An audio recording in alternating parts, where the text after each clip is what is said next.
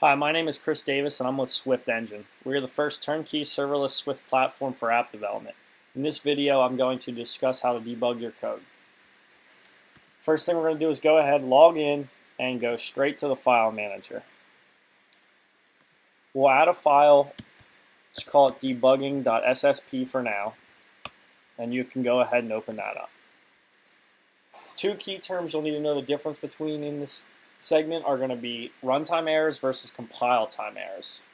Compile time errors are going to be things that happen when your code is compiling that won't allow it to execute. These are going to be things the compiler picks up and tells you need to fix before you can actually execute the code. With runtime errors, the code will compile fine. You'll just run into issues when you're actually running through the code, which will cause it to break. So what we're going to do is we're going to demonstrate an example of each, fix them, and try to give you a little bit of an understanding of what's going on. We'll start by adding the opening and closing tags.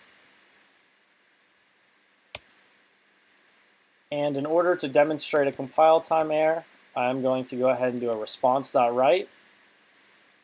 And I'm going to try to write a variable that doesn't exist.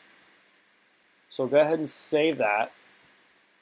And then if you navigate to where the site would be, you'll see up at the top a compilation error.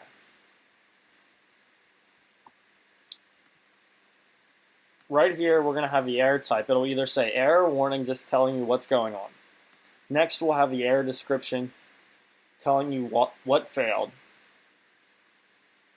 Down below, you'll see the file include hierarchy, which will tell you where the issue is. And here it's in our debugging.ssp file. The line highlighting will point directly to a line that tells you the issue you're having. And then we'll have compiler diagnostics, which again will tell you why the code is crashing, why it's not able to compile. So here, because we have the unresolved identifier novar, because we've never initialized it, that's causing the code to break. So if you want to go back in, we're going to initialize the variable.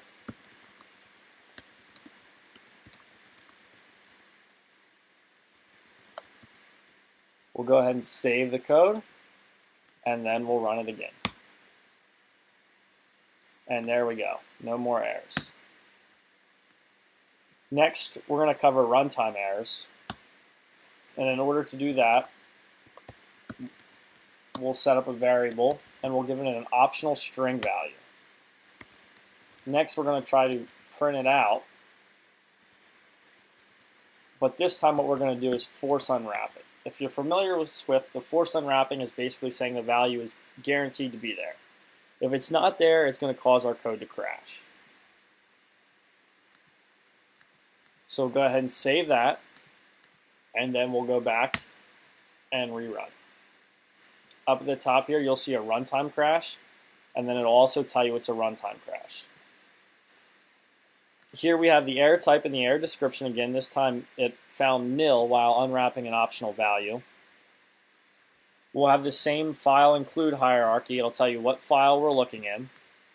Also the same line highlighting. The difference between the compile time and the runtime errors are the runtime errors are going to give you a stack trace. This is going to be useful instead of having to dig into server logs. You'll have more of an idea of where the issue is coming from, and here it's coming from the main in the debugging.ssp file.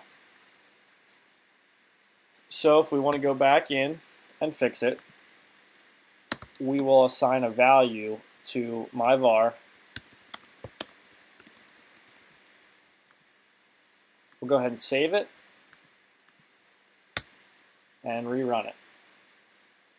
And we have fixed the runtime error. This is just a brief intro to debugging your code. There's a little bit more to it. If you stay tuned for our next video, you'll get to learn a little bit more about it. Thanks.